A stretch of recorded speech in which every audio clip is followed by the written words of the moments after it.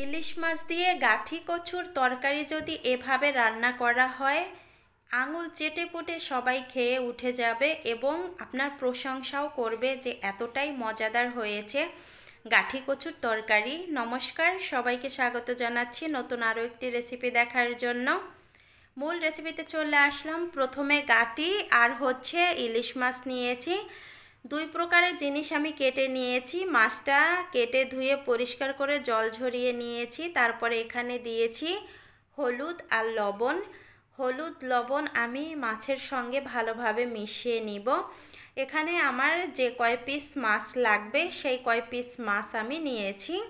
আর ওদিকে গাঁটিগুলো কেটে আমি পরিষ্কার করে নিয়েছি। এখন এই যে হলুদ মাখানো হয়ে গেছে, চলে যাব চুলায় রান্না করার জন্য। কড়াই বসিয়ে দিয়েছি। কড়াইতে দিয়ে দিলাম তেল। তেলটা গরম করে নিব প্রথমে।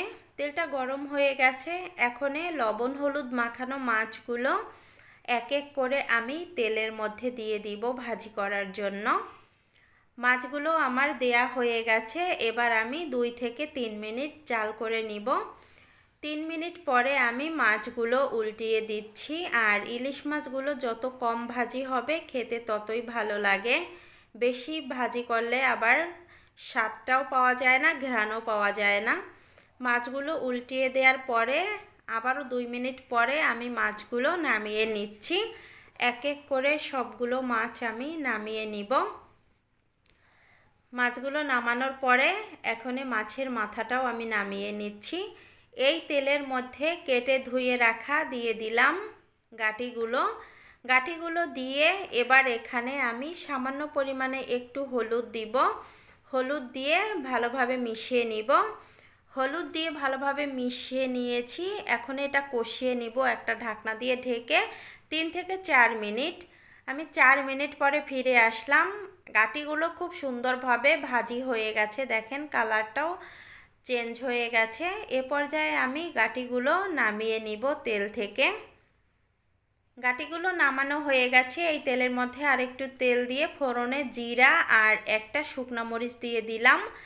এবার দিয়ে দিলাম 1.5 চামচের মতো মশলা বাটা। এখানে জিরা, আদা, রসুন, পেঁয়াজ আমি সামান্য পরিমাণে একসঙ্গে বেটে নিয়েছি।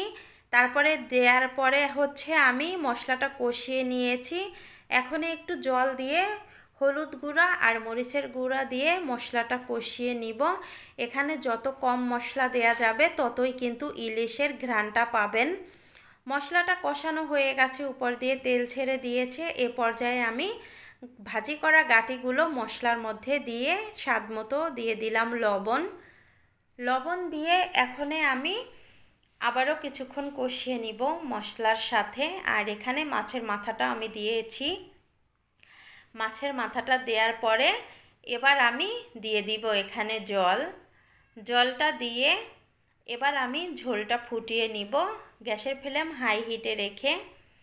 যখনই জলটা ফুটে উঠেছে তখন আমি মাছগুলো দিয়ে দিলাম। মাছগুলো দিয়ে একটু নেড়ে চেড়ে ঝোলটা শুকিয়ে নিব। আর এই গাঁঠিগুলো সেদ্ধ হতে বেশি সময় লাগবে না, যেহেতু আমি আগে থেকে ভাজি করে নিয়েছি।